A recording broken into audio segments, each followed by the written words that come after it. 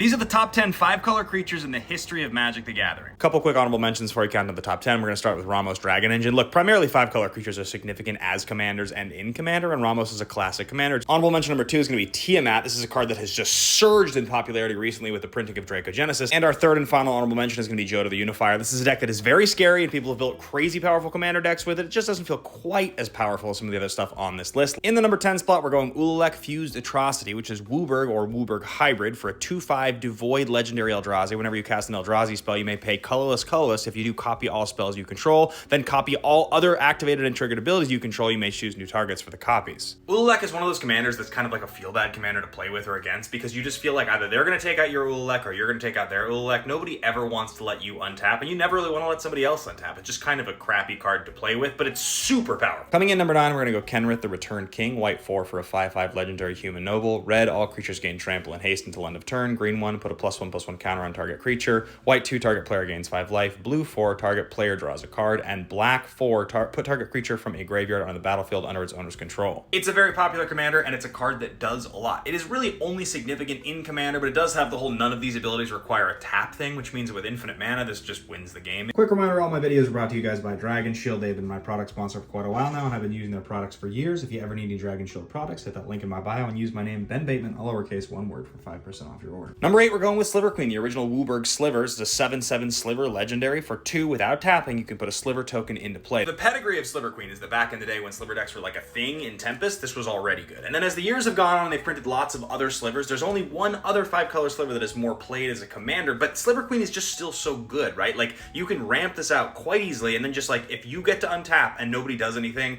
you just start sinking mana into this every single turn, making 3-4 Slivers a turn, and given the fact that you probably have a bunch of cool stuff in play already, those Slivers are all insane. Number 7, we're going to go Sisay Weatherlight Captain. White 2 for a 2/2 legendary creature human soldier. Gets +1/+1 for each color among other legendary permanents you control. And then for WUBRG, search your library for a legendary permanent card with converted mana cost less than Sisay's power. Put that card onto the battlefield. The consistent detail with so many of these picks is they have a cool activated ability that doesn't require them to tap. Sisay is a very popular CEDH commander, and a lot of the picks on this list are based on the power of 5-color creatures in Commander. Be sure to hit that follow button if you guys want to see part 2, the top 5. I'm going to post it as a separate video in just a second. In the number 6 slot, we're going Esika, God of the Tree. Green 1 for a 1/4 vigilance. Taps for 1 of any color. Other legendary creatures you control have tap, add 1 of any color. Backside's the Prismatic Bridge, a WUBRG legendary enchantment that says at the beginning of your upkeep, reveal cards in the top of your library until you reveal a creature or planeswalker card, put it on the battlefield. This card is super powerful. It just does a lot. The front side is just a good, efficient mana ramp creature. The backside is like an I win the game style card. I've played lots of games of Commander with the backside, and it is a gigantic pain in the ass. Esika is very powerful.